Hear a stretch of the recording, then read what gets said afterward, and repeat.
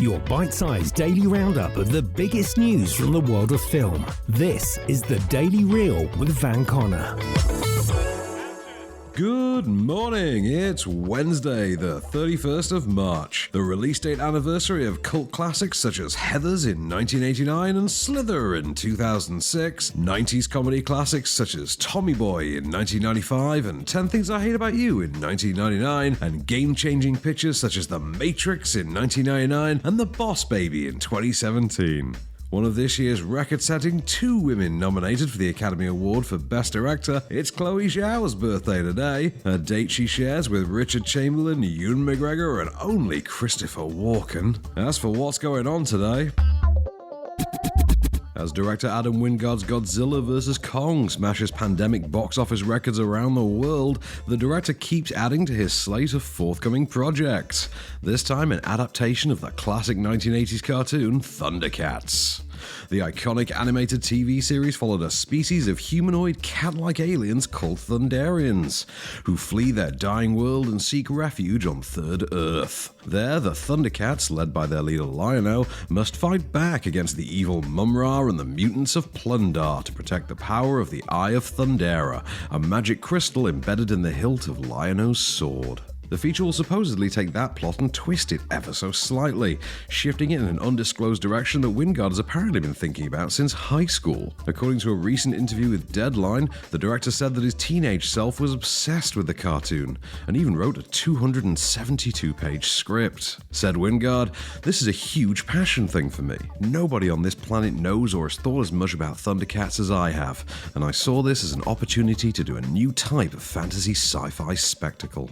As for how the famously feline characters look, the Death Note director was adamant, saying, "I don't want to reinvent the way they look. I want them to look like Thundercats. I don't want to do it live action either. I don't want it to look like cats. I want a hybrid CGI film that has a hyper-real look." Wingard revised the concept of a theatrical Thundercats feature after the failure of several previous attempts to adapt the property, dating all the way back to 2007. He's set to pen a script with creative partner Simon Barrett that'll adapt a previous screenplay by David Coggeshall.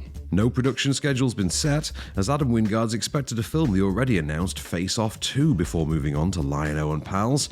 Meanwhile, Godzilla vs. Kong is available in the US in theaters and on streaming from today, and in the UK for streaming from tomorrow.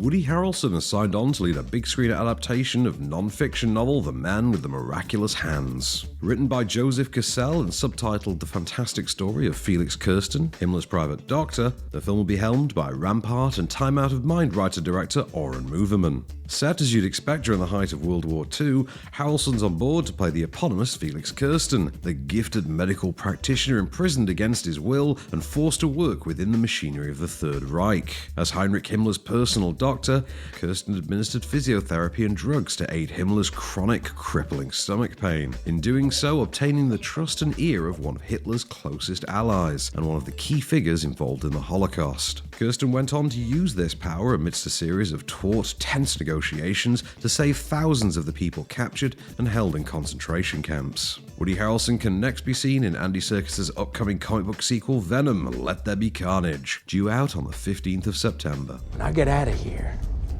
and I will, there's gonna be carnage.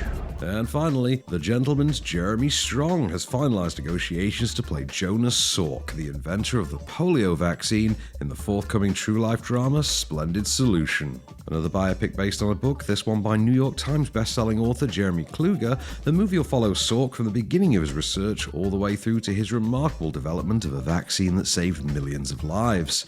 A vaccine, incidentally, that the esteemed virologist deliberately chose not to patent so as to help as many people as possible.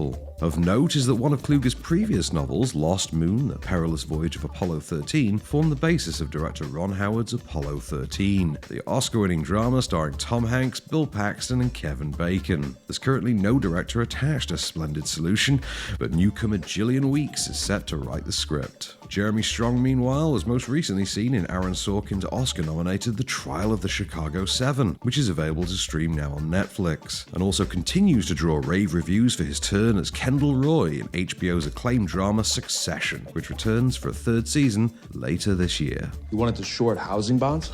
That happens like 5 times a day that somebody gets their own front point. We should change our name. Wait, he wanted to short housing bonds?